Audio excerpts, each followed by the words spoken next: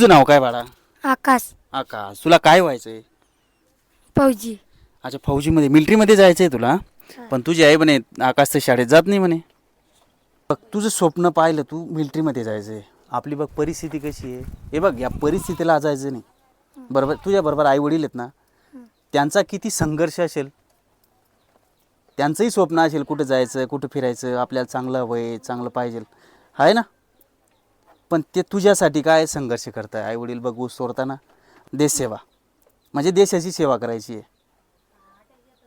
बघ गरीब मुलंच फौजमध्ये जाता. मी सांगतो तुला, जे गरीब आहेत ना तेच जाता फौजमध्ये, आणि देशसेवा तिथूनच चालू आहे. बघ स्वप्न कधीच कुठलं मोठं नसतं हां माणसापेक्षा. पण त्या स्वप्नासाठी तुला अभ्यास करावा लागेल. परिस्थिती मी पाहिलेली आहे, ही खूप माझ्यासाठी नवीन आहे परिस्थिती. फक्त तुला काय नित्यनेम शाळेमध्ये जावं लागेल आणि कंटिन्यू अभ्यास करावा लागेल. त्या गावी आहे, तू आईला सांगायचं का नाही, बघ स्कूल बॅग आणली मी तुझ्यासाठी. मला प्रॉमिस कर, आपल्या महाराष्ट्राच्या जनतेला प्रॉमिस कर की नित्यनेमाने कंटिन्यू शाळेत जाशील आणि या परिस्थितीला बदलवशील तू.